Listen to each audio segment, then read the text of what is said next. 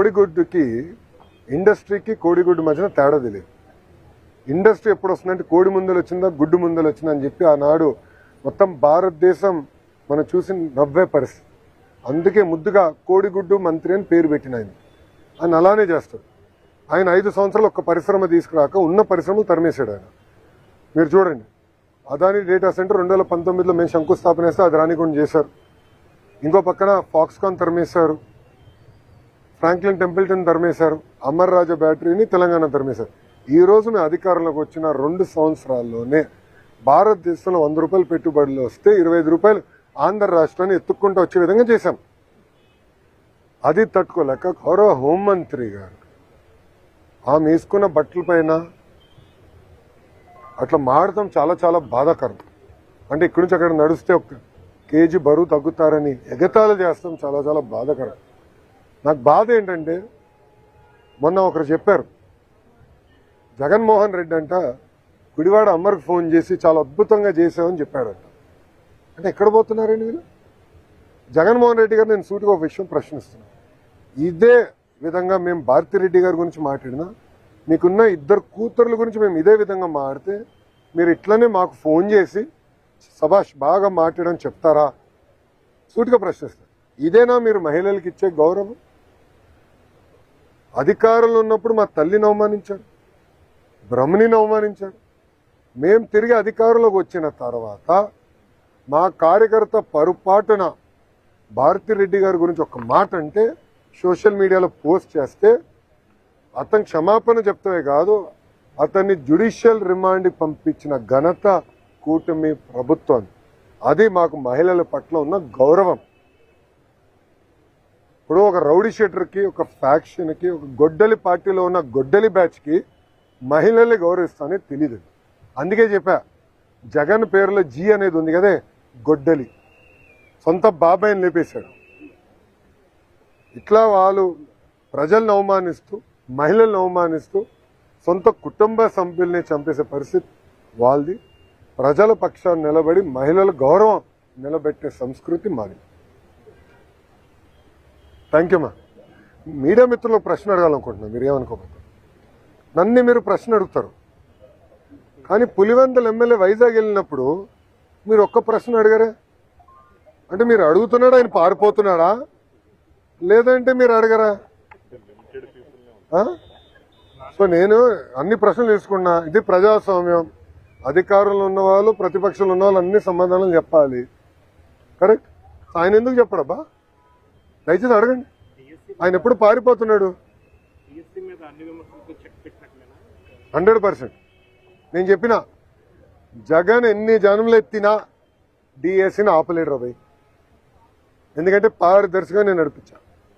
గతంలో పడిన కేసులని తీసుకుని ఏ ఇంజిన్లో పెట్టి ఏ కారణాల వల్ల కేసు పడినాయి, సబర్బాల్ జడ్జిమెంట్, హారిజాంటల్ వర్టికల్ రిజర్వేషన్ అంటే ఏంటి, ఎందుకంటే వెరీ కాంప్లికేటెడ్ సబ్జెక్ట్ అని నేను ముందర నేర్చుకుని స్టడీ చేసి పర్ఫెక్ట్ నోటిఫికేషన్ వేసి భారతదేశ చరిత్రలోనే ఎక్కడి జరగని విధంగా మేము నోటిఫికేషన్ చేసాం. అందుకే 150 రోజుల్లో 16,000 టీచర్ పోస్టులు భర్తీ చేశాం. మళ్ళీ టెట్ ఎగ్జామ్ జరుగుతుంది, డిఎస్సి నోటిఫికేషన్ ఇస్తాం, మళ్ళీ డిఎస్సి ఎగ్జామ్లు జరుగుతాయి, మళ్ళీ టీచర్ అపాయింట్మెంట్లు జరుగుతాయి. దాంట్లో ఎలాంటి సందేహం లేదు. మేము సాక్షి క్యాలెండర్ ఇవ్వట్లేదు, జాబ్ క్యాలెండర్ ఇస్తున్నాం. 10,000 ఉద్యోగాలతో జాబ్ క్యాలెండర్ ఇస్తున్నాం. దయచేసి నిరుద్యోగ యువకులు చెప్తున్నా, there is something called vertical horizontal reservation. First time horizontal reservation అమలు చేశాం. అది తెలుసుకోవాల్సిన బాధ్యత మీ పైన, నా పైన ఉంది. ఇది హారిజాంటల్ రిజర్వేషన్ పాటించకపోతే సబర్వాల్ జడ్జిమెంట్ అనేది ఉంది. ఆ జడ్జిమెంట్ అడ్డంగా పెట్టుకుని ఈ వైకాపా పార్టీ మళ్ళీ కోర్టులో వేసి స్టే తీసుకొస్తారు. ఈ వైకాపా పార్టీకి చెందిన నాయకులే 240 కేసులు వేశారు స్వామి. 240 కేసులు వేశారు. దాంట్లో 43 కేసులు ఇప్పటికీ కోర్టు డిస్మిస్ చేసింది, మిగతా అంతా హియరింగ్ చేసింది. నేను పారదర్శకంగా నడిపించాం, మా డిపార్ట్మెంట్ పారదర్శకంగా నడిపించింది. నాకు ఎలాంటి సందేహం లేదు, ఫుల్ ప్రూఫ్గా చేశాం. అండ్ వాస్తవంగా మీరు చూస్తే 5 సంవత్సరాలు జగన్ అధికారంలో ఉన్నప్పుడు ఒక్క డిఎస్సీ చేయాల, గ్రూప్ 1 నోటిఫికేషన్ ఇవ్వాల, గ్రూప్ 2 నోటిఫికేషన్ ఇవ్వాల, జాబులు భర్తీ చేయలేదు. ఒక ప్రభుత్వ ఉద్యోగం కూడా భర్తీ చేయలేదు. ఆయన పెద్ద పెద్ద మాటలు చెప్తారు. అసలు ఆయనకేం అర్థం అవుతుంది స్వామి? ఒక డిఎస్సీ చేస్తే వర్టికల్ హారిజాంటల్ రిజర్వేషన్ ఏంటో ఆయనకు అర్థం అవుతుంది. ఒక డిఎస్సీ చేయకుండా, ఒక్క టీచర్ పోస్ట్ ఇవ్వకుండా మా పైన మాడే హక్కు మీకు ఎట్టొచ్చింది స్వామి? మీరు ముందర సబ్జెక్ట్ తెలుసుకోండి. ఆయన ఏమన్నాడు? అసలు ఎక్కడ మేము రిజల్ట్స్ బయట పెట్టలేదు, ఏం లేదు. మళ్ళీ ఆన్లైన్ ఆయనే ఓపెన్ చేసి చూపించాడు ప్రెస్ మీట్లో, మీరు చూసారో లేదు? ర్యాంకులన్నీ మళ్ళీ ఆయనే చదివి చెప్తున్నాడు. మళ్ళీ అది ఎక్కడి నుంచి వచ్చినట్టు? ఆన్లైన్ కదా. అంటే ఒక అబద్ధం 10 సార్లు చెప్పి నిజం చేసాం ఆయన ప్రయత్నిస్తున్నాడు. ఇప్పుడు మళ్ళీ కులం కూడా తీసుకొచ్చాం.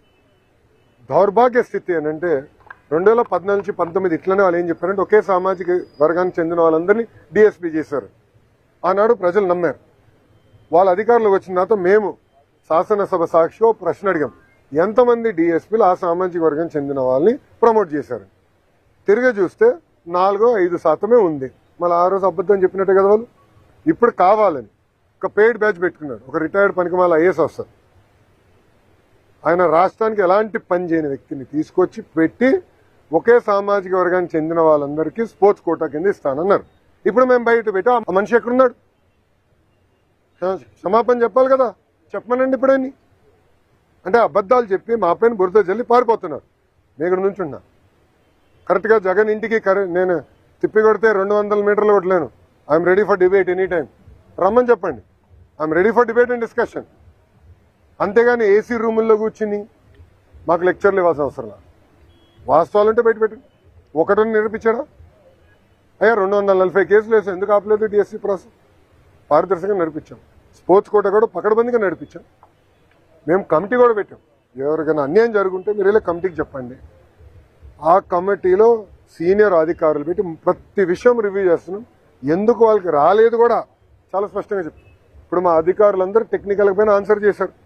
అక్కడి నుంచి సౌండ్ లేదు, జగన్ గారి దగ్గర నుంచి సౌండ్ లేదు. మళ్ళీ అదే అబద్ధం చెప్పేదానికి ప్రయత్నిస్తున్నారు.